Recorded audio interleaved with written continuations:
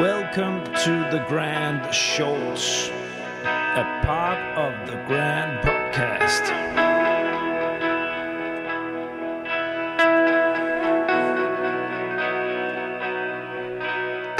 The Grand. My name is Niels Tudor Winter, and I'm the creator, editor, and host of The Grand. The Grand is an independent, non-commercial podcast initiative with the ambition to dig into all corners of the EU R&D funding system on topics of interest for the full EU R&D funding community. This week I present to you the second release of episodes under my short format, The Grand Shorts.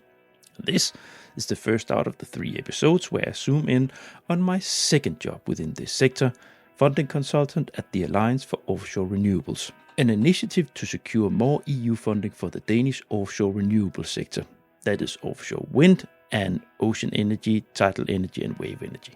In this episode I give an overview of the 3 core activities we were carrying out. 1. Identify funding schemes and calls of interest for stakeholders. 2. Search and identify strong proposals under preparation to facilitate stakeholders into them. And 3. Influencing the work programs under the EU Framework Programme for Research and Development. The episode gives inspiration to any organization operating within these spheres in Brussels as well as locally. Please enjoy.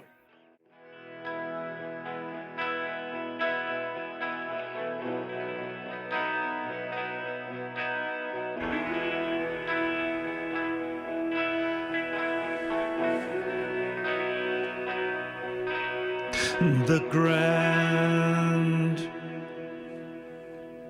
Welcome to The Grand, the EU funding podcast. I'm testing a new concept here to make things to also have some short episodes, a little bit more quicker, so to say, more overview. I'm testing this, so we'll see where that goes. Everybody who's been listening, they know that I have that my normal episodes, that's the long format, an hour to an hour and a half per episode. But I'm trying this now because I've been wanting to making shorter episodes for a while, just to test it and see how that works. Because some of you out there, not everybody thinks that very long episodes are great. Some would also like to have some shorter things. So I'm testing it, and the first focus I have in these first episodes in this way, it's insights from my career. And the first one was on my first job within this. It was my position as an NCP for the Danish government on energy, ICT and SMEs. So that was in the latest episode. This next episode here, in this episode, I will share with you the next 20 minutes or so about the next job I got. So I met my wife actually through the job I had. So if you listen to the first episode, you'll know that I was traveling, that I was coordinating an FP6 project, and the EU Commission, they loved that FP6 project because it was extremely communicative. It was about it was about investigating how innovation come about, and it was very holistic, looking into school children, looking into SMEs, looking into universities, looking in and so on and so forth. So it was very broadly speaking, digging into how does innovation come about. But the way they made the communication and was the outgoing activities was the focus of the project actually. So it was called Innovation Circus, and they would have a circus tent in Riga. They would have very outgoing activities in Milan. Or in Germany, they would have in Berlin. They would have very activities with kids in the university and so on and so forth. And the Commission loved it. So that's the key thing here. And then because of this, we were invited, me and my manager, all the time to give information about the project. And at such an event in Brussels, I met my wife. My wife, being Romanian, we was looking into how we should deal with that. I was living in Copenhagen, so we decided to move to Brussels. And I got a job working for the Danish offshore energy sector. And this was a regional initiative, so it was public money one of the Danish regions, the region of South Denmark. There they had a politician, the regional mayor, and the director of the regional organization themselves. They actually decided to make a national initiative for regional money. You don't see this that often. Anyways, a lot of offshore wind energy companies are situated in that region, so they wanted to invest in making a facilitating organization that would gather more money for the sector through Brussels, and that included, or that meant that they wanted to establish themselves with a desk, an office in Brussels, and I applied for that and I got the job, which was my first real encounter with Brussels, because as an NCP and program committee member, I'd just been traveling back and forth. But now I moved there, very different experience I can share with you all. I'm not going to dig into that now because it's a short format. Anyways, in that job, then I was suddenly away from the governmental part. Then I was a regional, not only a regional representative, but also it was a sector-specific organization, right? So in this job, the core KPI, of course, was to get funding back to the Danish offshore wind and ocean. That means wave energy and tidal energy sectors. And that meant both research and SMEs. It was a member-based organization. And it was quite broad, with both unions, regional authorities, universities, clusters, all kind of organizations you can imagine that are important for a given socioeconomic sector. So the idea was, of course, that the members, they would be supported by us and their members. So they would be member-based organizations, some of them, to reach out to companies. We would then, through them, reach out to the companies and the universities themselves that were also members. So a lot of stakeholder involved, a lot of dealing with stakeholders here. So that's the money. But there was also they had also decided to make a lobby and influencing initiative. So it was also the idea that the representative, aka me, was supposed to push the right buttons in Brussels to get Danish positions into the work programs related to offshore wind and ocean energy. Now, as you can imagine, one person I had 2 years of experience of the time working as an NCP and program committee member, not so much working with companies and not working so much directly with things. It was, of course, challenging, but actually I very quickly got the hang of throwing myself into that.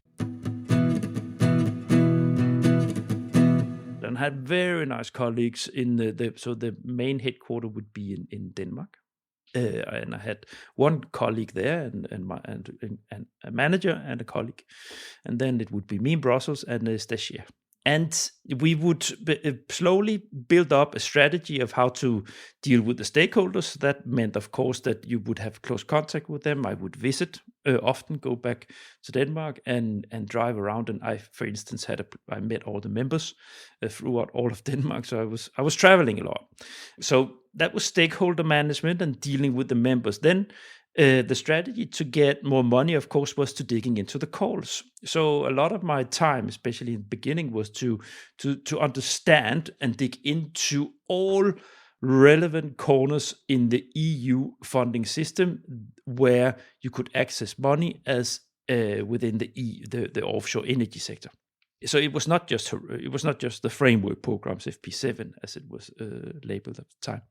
There would be many places you could get money. The LIFE program, Erasmus, lifelong learning, as it was back then, I think. Eurostars. There were all kinds of different corners that I was supposed to dig in and understand and present. So we had a website and we had made information material so that was available for our members to make things, translate all these things into easy and accessible information about how to approach things. We're not supposed to write proposals. We were civil servants. So we're not supposed to write proposals for the stakeholders, but we're supposed to find out all the information needed to do it And it was also part of my job. So this is the first time I did this. It was my job to identify proposals under preparation. So I would start to understand how to identify the different core organizations working within the topic, and then approaching them and understand if anyone was preparing a proposal where I could push my stakeholders into. Great, very fun. I loved the work, fantastic. And then I would also spend time on trying to push the stakeholders to approach funding, because this is often a part of role as a government, a regional position, at least in the Danish system, where the money that the public money that an organization throws into it, it's because they would like to attract more money, and that means you need to talk some people into actually approaching them. In this case, companies often. The universities, you don't have to push much. They just need to be put in the right direction. But the companies, they are hesitating to do these kind of things. So that would be part of our work, a lot of it, to how to twist and turn and how to serve the message, how to form it to make them see that it could be something of interest. And this taught me a lot, because it's not just people don't perceive funding as gold lying on the street. The normal people in the real world, especially private companies and SMEs in particular, they perceive it like being dragged through hell. If you ask them without the note, they would say, no. We, EU, are you crazy? We're not going to approach this, not by a long shot at all. It's can be quite difficult to attract them to this. So this would be a formative years for me, I would say, in relation to understand the user's perspective, because the first 2 years as a government official, I was still fumbling. I was still trying to understand. I would just trying to keep my head over waters to actually understand in full what this whole thing is about. This is also what my experience have learned me over years, that this is a difficult area to get into, to be confident. No, well, what happened was that as part of the work, we would crack our heads on how to reach the companies most proper and easy and most efficient. Because one thing is, you can do a lot of travels. I could do a lot of travels back to Denmark if I wanted, and then rent a car and then drive around and visit them. But that's not, you can only reach so many companies a day in that way. And I couldn't have long trips where I would just go around all the time. So it's a very resource intensive way of doing it. So what we fairly quickly found out was that a good way to do this was to go to fairs, because we were in that lucky position that we were dealing with just one sector, meaning that this sector, as all sectors, company sectors, they have fairs, they have conferences, where they have fair halls where they meet, where you have booths, you have 300-400 booths with companies presenting their products, how they work, and then combined with that, often there would be a conference program with speech and panels and so on and so forth. So there was a whole long list of events every year that you could go to. So what I did was I got that into system and I started to go to these events. So again, traveling a lot. I was used to that from the first 2 years in Denmark, but it got intensified in these years. So I would prepare myself in the beginning when I went to these big events. I would be a little. I didn't know what I was doing. I was starting to know how to do this, right? But I realized very quickly after my first or second trip that I needed to prepare myself very thoroughly. So I would get the conference program with all the with all who was there and where each company had the overview of the booths in the fair hall. So I could prepare myself and go. So I would sit and go through all these. I would put a cross mark each of them that it would be interesting, and then I would plan the days in detail of where I would go in relation to importance and what would be where would be nice to go and talk to. So to understand why this was a good idea is that you would have all these people, all these companies gathered in one place. Of course, they were there and they had nothing else to do. When you call people on the phone to cold canvas, or when you drive out and meet them, they're busy. They might even cancel the meeting because they are busy out in the production, whatever. Here, they have planned for this. They are there. They don't go anywhere. So you have them caught and squared. Sometimes it's you are caught only with the marketing person, but most of the time there would be something with content that could tell you what they were doing, and they could then guide you to the right person face to face. And just to give you an idea, one of our key things structurally to sort of make ourselves successful was to make a database, a well-functioning database in the organization. If you have any knowledge of databases and have been working with this, you will understand how important they can actually be. And it was the beating heart of our little organization to build up a well taken care of database with thorough knowledge about the persons and the organizations and what their interest in EU funding would be.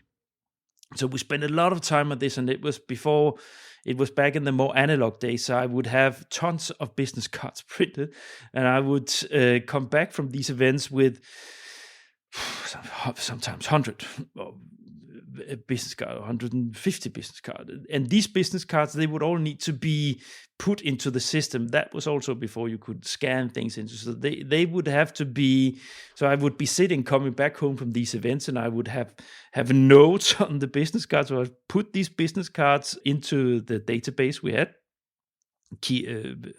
put them into the system. And then making sure to follow up on all these notes that I put them also into the system to reflect the conversation when both for myself and my colleagues. Huge work. I had a stagiaire to help me, and they would sometimes help me with these things, but I did it a lot myself. And we ended up, before I stopped in this organization, with having 2,000 posts inside that database, and very small amount of them I didn't meet. I met probably 90% of these people, or 85% of these people face to face, which sort of gives an idea of how many people I've been running around and talking to. Yeah, and then of course we would also we structured how to approach Brussels, because that was a reason why we were there. The reason, of course, being that we could also very easily go to any event that would be. So taking advantage of all the events, networking events, brokerage events that they started off with in that period in the beginning of the 10s. To be much more closer to the whole system of both networking, to get close to more proposals for the sector, and then of course also the Commission. So I would take meetings with the Commission. Actually, from an early stage, I would try to get my foot in the door at the relevant DGs to get start to build the network of Commission professionals. So that would also be a thing. And then for these brokerage events, I would be the representative of the sector. So that was the position I put myself in. So I put myself in a place where, say, anyone back home, anyone in our network of members, you can send everything to me. Any wish you have for being in a proposal, any project idea you want me to gather partners for, and I will be your representative there. So this I also built up, and this is a normal way of working in Brussels when you find out. So people that sits out there in the Brussels bubble that has a similar position, they know exactly how this works, or the ones that have been doing it, at least they will sort of know the idea of how to do this. Very resource intensive work, these brokerage events. They would sometimes be in Brussels, but also you would sometimes have them in other places, Barcelona, in Budapest, in Denmark, in Poland, and so on. So it would, but because it was my job, I would go for these things, and we considered it vital that we would be at these events, because that's where you would pick up things. Yeah. And then there was the lobby part. So there I used all my knowledge from my time in the Danish government, where I was a program committee member. So what I actually did, I came up with the idea to make my own reference group on offshore energy. And I was collaborating with my old work, the Eurocenter in the Danish Agency for Science, Technology and Innovation. I said, look, how would it be for you if I gathered a group specifically on ocean energy that would give you input to you, so you can take that with you in the same frame as you do now with your own reference group on specifically on energy more broadly? And they thought it was fantastic because there they would get a very specialized corner, but strategically important for the Danish government, an organization that would work for them, working in the same way, knowing their ways of working and knowing how to gather information and having the same approach. So they could just take the information and help us getting that into the work programs. Now, what did I do? I did the exact same thing. So I took individuals, professionals with strong background within research, within industry, within industrial branch organizations, to sit in that group and give me input on what feedback we should give to the work program. So I would ask my old colleagues to get a copy of a draft, and they would kindly share it with me, and I would then share that with my reference group. And on the wind part, they would give input, and I would then forward that back. Part of all this work, I also squared myself into the lobby bubble in Brussels on wind energy and ocean energy. So I mapped where to go, where to be, and what the life cycle of the energy program was, to know where should I go and when should I do it. So I started to make myself acquainted with the that was called TP, Technology Platform Wind at the time. And then for ocean energy, there was being established one at the time. It's now called Ocean Europe. It was called Ocean Energy Europe back then, I think. I don't remember. Yeah. And I would approach these organizations, slowly square myself in to have something to say there. And just before I stopped, it takes time, but I was always there when I could. I was also representing or going together with Technical University of Denmark, which was heavily involved in the wind part. So I would go with them as an observer. I couldn't go into decisive meetings, but I would be there as an observer, just to be there and be seen and see this and network with the people I could network with. And eventually, I was actually invited into the offshore wind group. But then the organization stopped. They had to merge the thing, and then it ended there. But meanwhile, throughout this time, I actually managed to coordinate with all this, to have small changes here and there that was important for the sector, both in the concrete wind text for the work program, but also in the ocean energy part, which was very important for the Danish wave energy researchers, because it's a sector that really needs money. They like money all the time. I think I have covered most. What I can mention last is that there was a good synergy with the Danish community. There was sitting in the South Denmark EU office. Denmark has 5 regional representations there, and there was a good collaboration with the Danish offices, because I was not a regional representative, but I was working for the whole Denmark. So I was trying to coordinate a little bit with the 5 of them, the 5 Danish offices there and the people there. Yeah. Now that was a few words about my experience from the offshore wind, supporting the Danish offshore wind sector. Hope you enjoyed this. Stay tuned for the second episode in this batch, where I keep digging into my work within the Alliance for Offshore Renewables. Bye. That was the first out of 3 episodes on my second job within this sector. In the upcoming second episode, I have a guest. I've managed to get my good old colleague Anders Brastrup into a short talk about how we dealt with one of the key challenges when you have a Brussels office, the distance. Stay tuned and check it out.